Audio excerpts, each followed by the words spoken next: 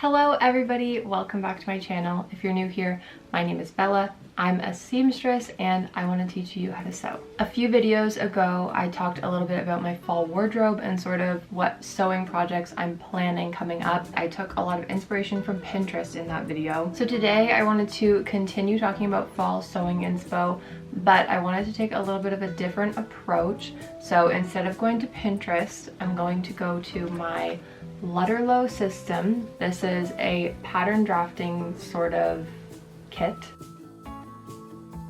Essentially, this follows the golden rule, something to do with measuring. I don't exactly know how it works because it's very mathematic, I'm sure, but the concept is basically that you only need to work with one measurement to draft your pattern. And I've used this for a few garments and it actually is pretty accurate, at least for my body type, and I definitely don't have measurements that follow typical size guides, especially for a dress. If we're talking about a bust to waist to hip to height ratio, mine are just kind of all over the place. So patterns are usually a little bit difficult for me in that sense, but this seems to be pretty good. In terms of like circumference fit, it's been pretty accurate. I've yet to use this for dresses or pants, and I'm quite tall, so I think that that might be a good test to see how well you can actually achieve a good fit with these. But it is a great jumping off point if you're looking to kind of diversify your patterns and get a lot for what you pay. This is a few $100s, but it has so many patterns in it. Like, you get a lot for what you pay. So I don't think I'm going to go much further into the explanation of this kit, but if you want to look into it, I'll leave a link for it down below. And I also will leave With Wendy's video down below, which is how I discovered this kit. This is a pretty informative sort of explanation and kind of a test to see how different fits work with this kit. So if you want to look into it more, then I'll leave those links down below. But now let's get into the fun stuff. I have a few fabrics that I put aside. I went through my fabric stash yesterday because I'm trying to think about fall pieces that I want to make, and I have so much summer fabric. I definitely didn't sew as much as I wanted to in the past few months, and so I have a lot of summer fabrics that I didn't use and not so many left over from last fall and winter because I was sewing a lot last year. So I definitely need to kind of refresh my fabric inventory, but for what I'm working with right now, I'm just gonna go over a few of my favorites and talk to you about which Lutterloh patterns I plan to use with them.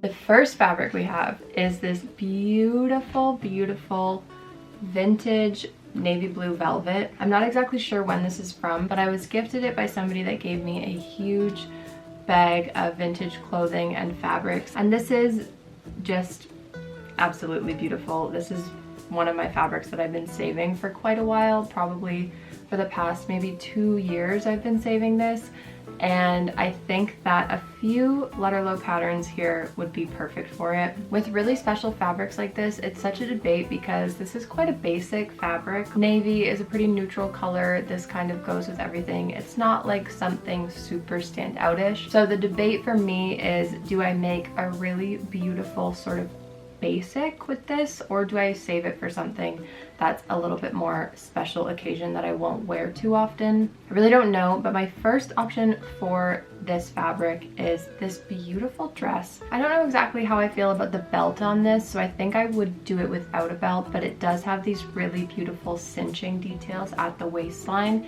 so you'd still have that kind of tapered effect without the belt being there. I absolutely love the sleeves on this. One of my favorite elements that I see in sewing that I absolutely love, especially in vintage garments, is covered buttons on cuffs like this dress has.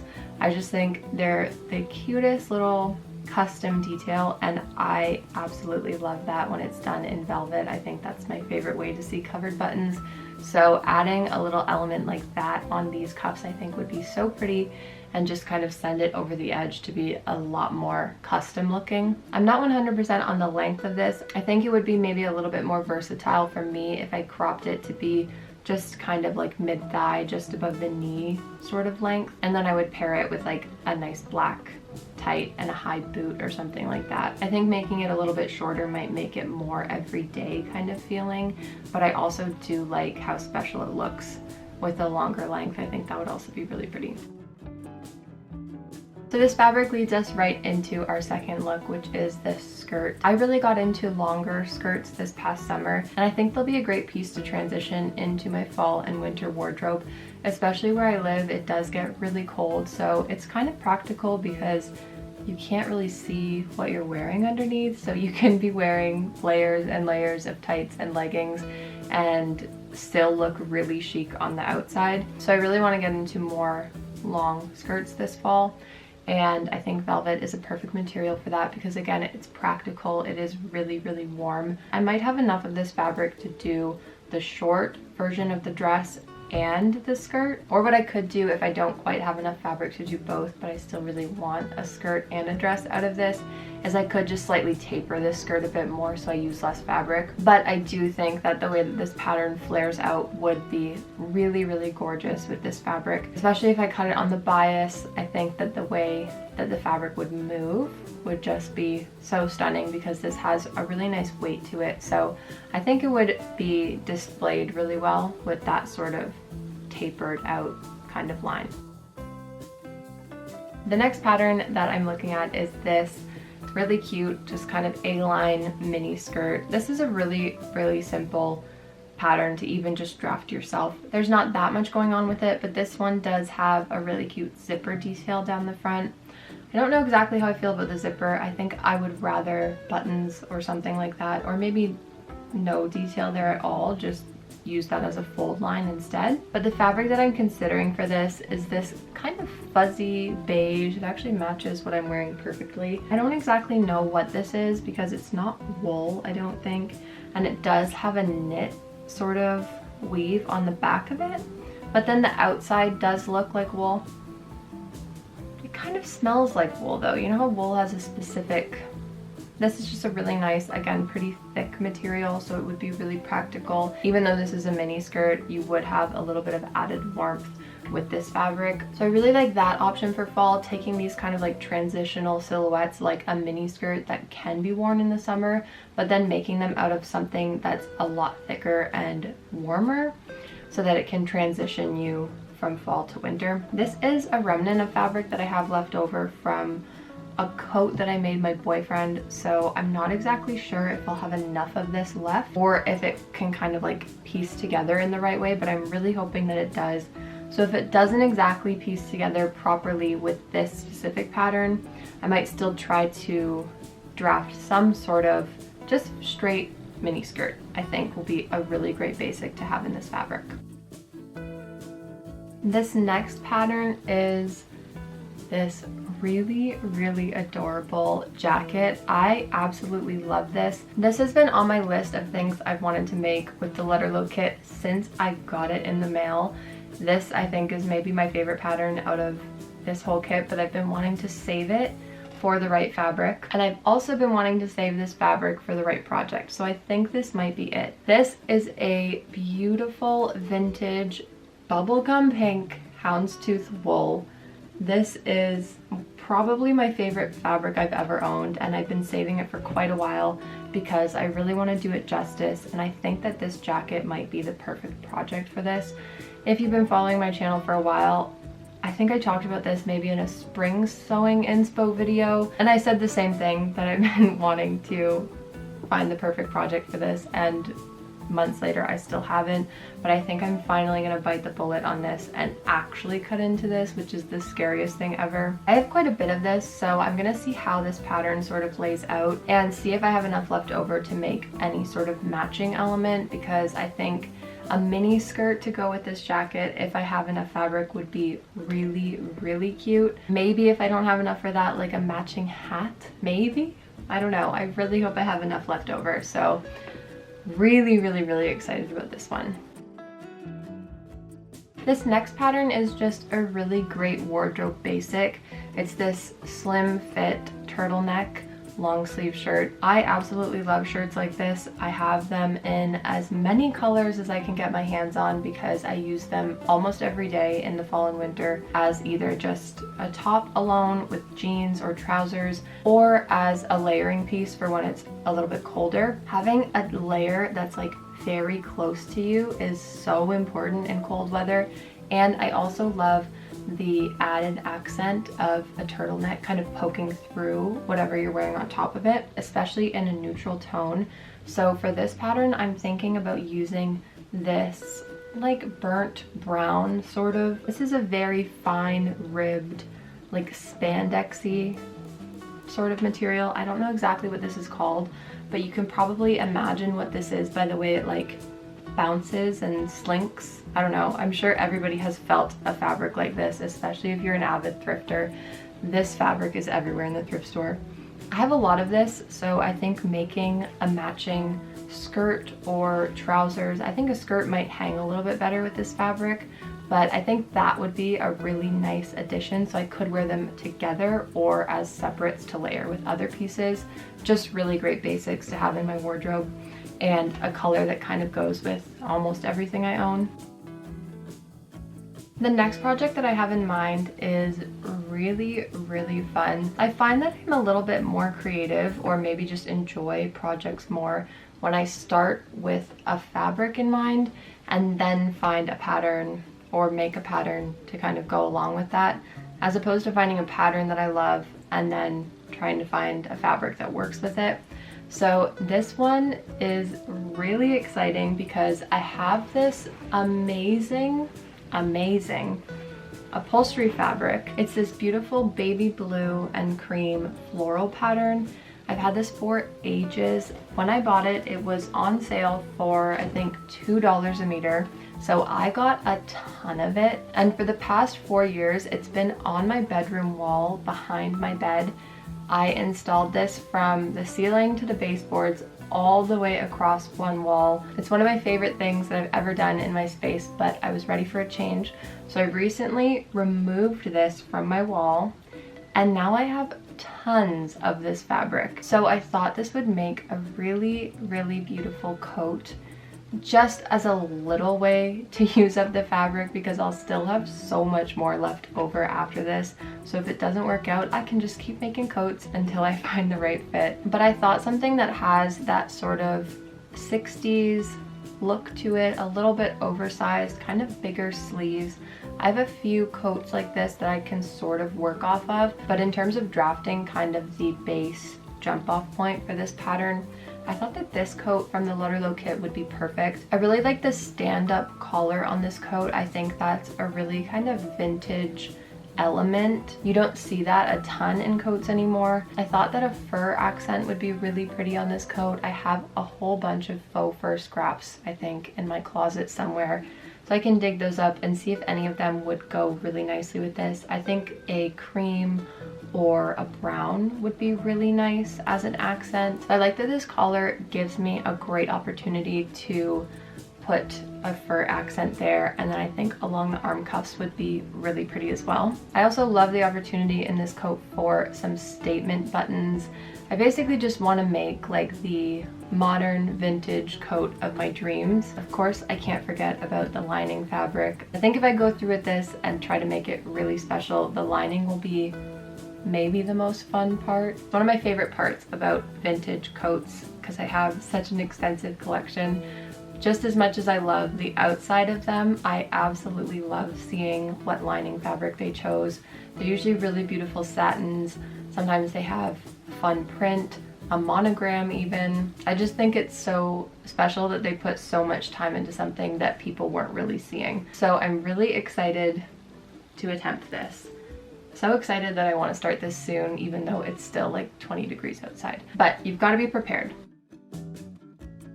This next look I think will be a very easy, quick project to do. Again, this is one that I've loved and have wanted to make since I received this kit. It's this sort of like crossover vest, and it ties in the back.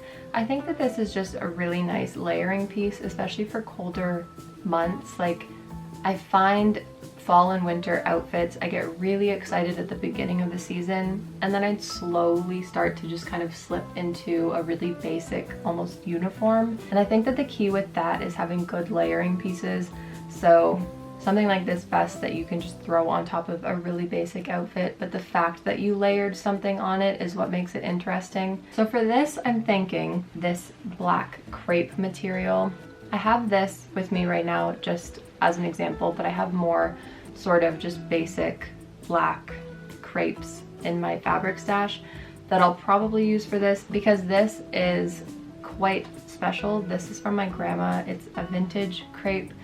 I don't know when this is from, but it is absolutely stunning. It's so heavy and so beautiful. So I might save this for something a little bit more dramatic and special, because it is something that's actually sentimental to me.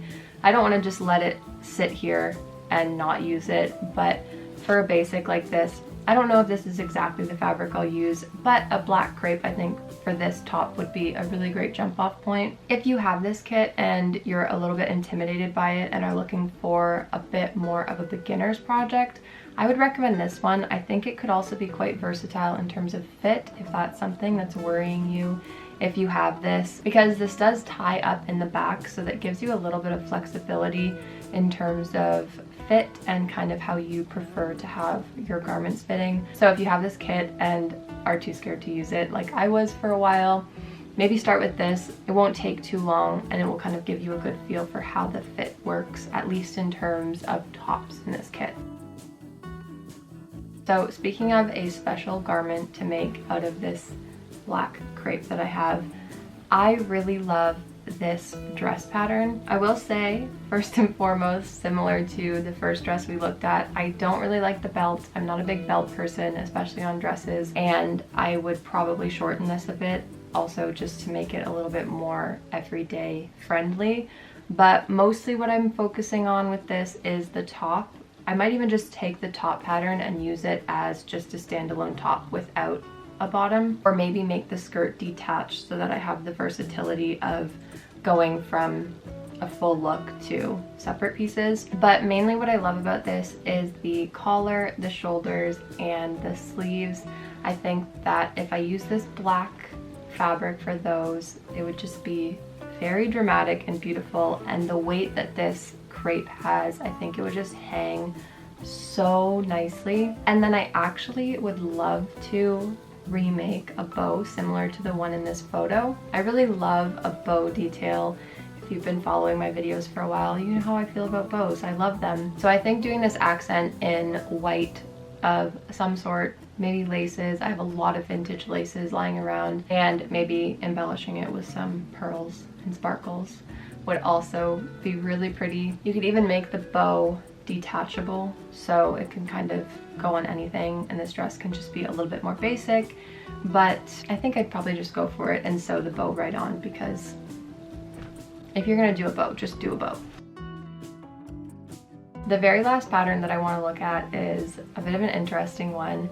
It's a vintage pattern. That's another thing I love about the Lutterloh kit, is they have a real mix of everything, including a couple vintage patterns. So I absolutely love this dress. I think it's very unique, and again, amazing layering piece. Kind of got more like pinafore vibes. Like you wouldn't wear this on its own. It's a little bit more of a layering piece. For this, I have this, well, this is actually a tablecloth, I think, that I thrifted. This still has the price tag on it.